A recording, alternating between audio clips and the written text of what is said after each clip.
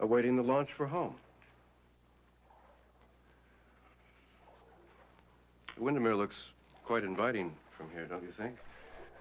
The lights. Not to me, it doesn't. Well, I should think it would have lent some atmosphere to the party. This was the night of the barbecue for the teen volunteers, was it not? Yeah. Did you attend? It was a work-related function, so I thought I should at least stop by. Indeed. Did you have fun? Whatever that means. Well, I suppose it means different things to different people. For myself, I've never really seen the attraction to incinerating meat over a carcinogenic fire. But I realize I'm in the minority. Yeah, I suppose that we Cassidynes tend to stick out a little. Well, that isn't necessarily a bad thing, is it?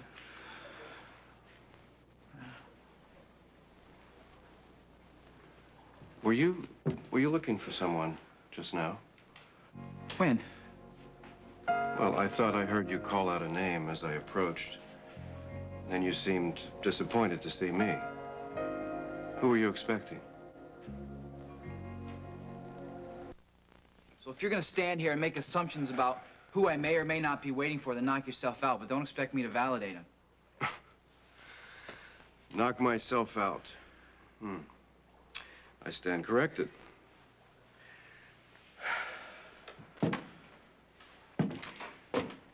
If you notice more lights than are usually visible at Windermere, it's because I'm having them work around the clock rebuilding the stables.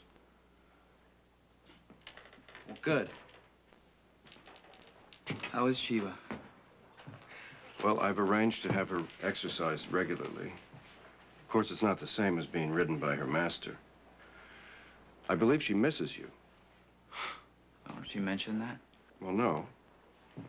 Perhaps I have, how do you say, horse sense. Yeah, I guess I miss her, too. It's curious, the small things one notices during an absence. Mrs. Lansbury made a charlotte aux pommes the other night and was quite cross at Alexis and I that we didn't consume it entirely in one sitting. Did you tell her hello for me? And Price, too. They'll be very happy to hear from you. And your cousin, even though she sees you at the hospital every now and then, misses you terribly at the backgammon table. She finds me sadly wanting as an opponent. Yeah, I miss her, too. Well, I'm happy to hear that there's something you miss about the place. There are a few things, actually. There's a simple solution to that problem, Nicholas.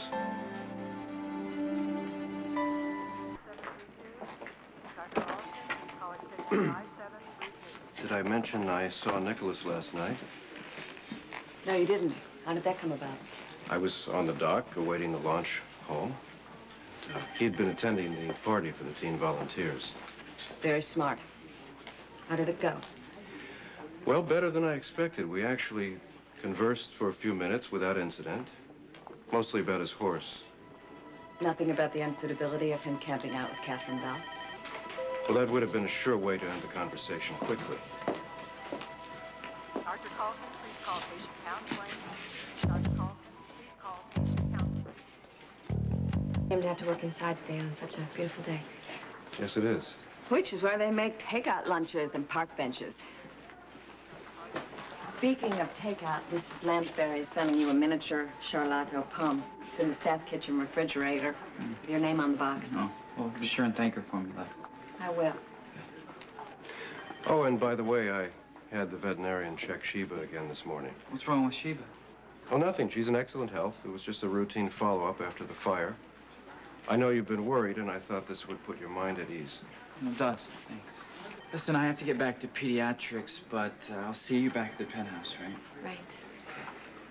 Bye. Dr. Alvaroff, ICU. Goodbye. Dr. Alvaroff, ICU. Nicholas told me about running into you after the party last night. So I guess my visit didn't deter you at all. Yet you don't seem distressed by that. Because Nicholas wasn't. So I guess my advice did have some impact on you after all. It went well, I take it. I felt encouraged. Excuse me. You have your first crisis of the day on the phone. Pardon me. It was very sweet of Mrs. Lansbury. Well, she's an absolute gem. She's also very upset about Nicholas not coming home. Poor woman. But I've noticed that people that don't have lives of their own are often over-involved in other people's lives. While we're on the subject of over-involvement, it makes me suspect that you'll be looking forward to your first Russian Christmas. A word on the Cooper malpractice suit just got out. There's a crowd of reporters gathering downstairs. I'll be happy to handle it. Amy, I'm just going to leave this here. I won't be too long. I'll be back. You can come home triumphant. I'm not trying to make a point, Alexis. All I'm doing is what I want to do. Staying in Catherine Bell's penthouse? Yes. Yes, for now. I mean, it's convenient for me, and she doesn't seem to mind at all. No, I don't suppose she would.